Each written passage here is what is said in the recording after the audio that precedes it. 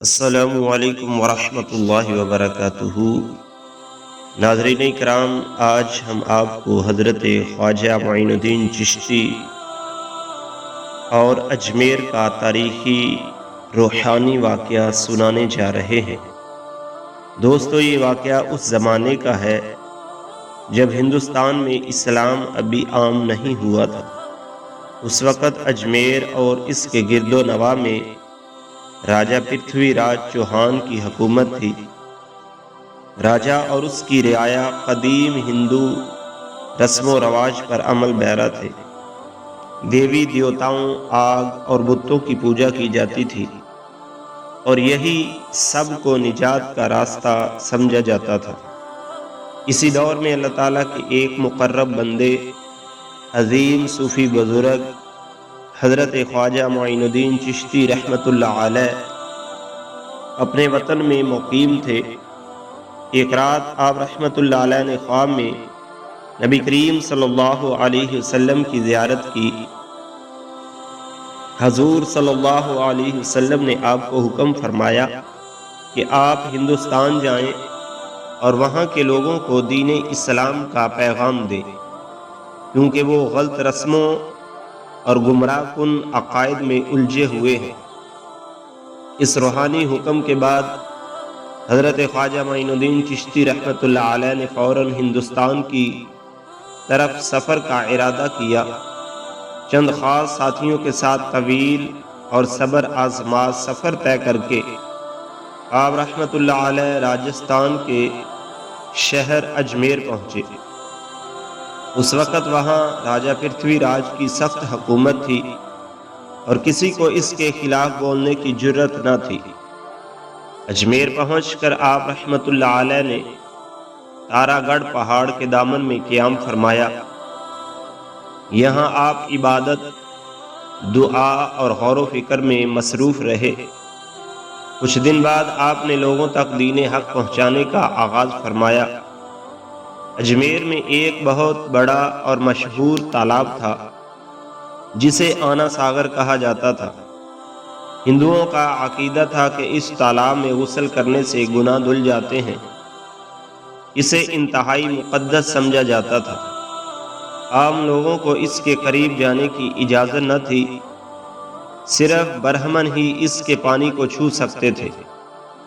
جب نماز کا وقت آیا تو حضرت خواجہ صاحب نے اپنے مرید خاص حضرت مختار کاکی رحمۃ اللہ علیہ کو اذان دینے کا حکم دیا۔ اذان کی آواز اجمیر میں پہلی مرتبہ گونجی۔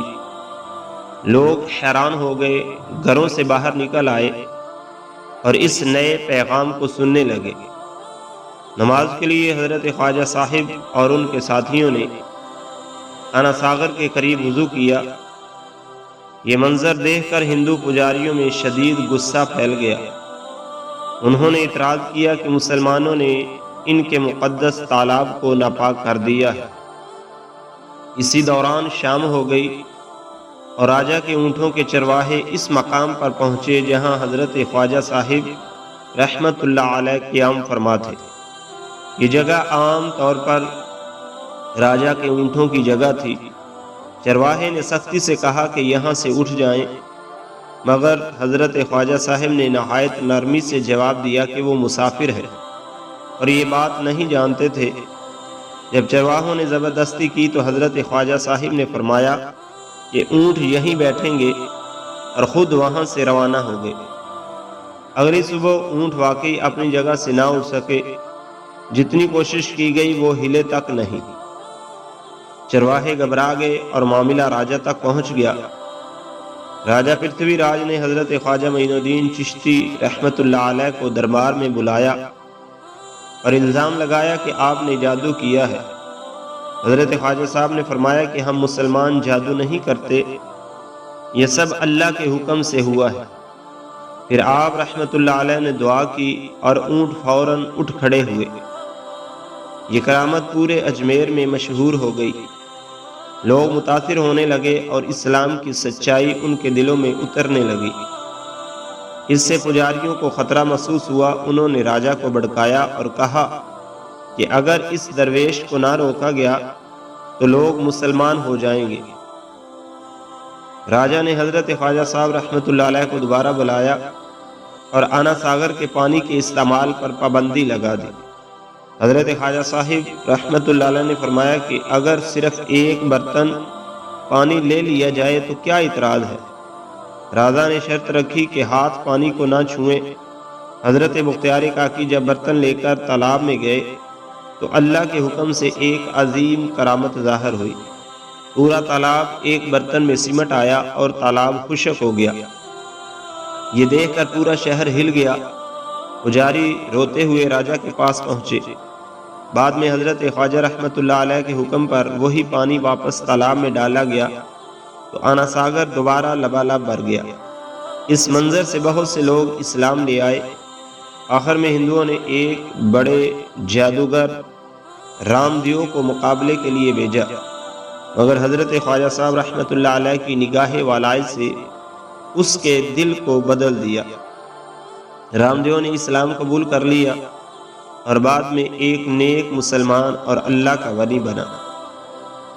یہ واقعہ اس بات کا ثبوت ہے کہ حضرت خواجہ معین الدین چشتی رحمۃ اللہ علیہ نے تلوار یا جبر سے نہیں بلکہ محبت، صبر، اخلاق اور کرامت سے اسلام پھیلایا۔ اس واقعہ سے ہمیں یہ سبق ملتا ہے، یہ کہانی ہمیں سکھاتی ہے کہ دین زبردستی سے نہیں، کردار سے پھیلتا ہے۔ اللہ کے ولی نفرت نہیں، ہدایت بانٹتے ہیں۔ اصل طاقت جادو یا حکومت میں نہیں، اللہ پر یقین میں ہے۔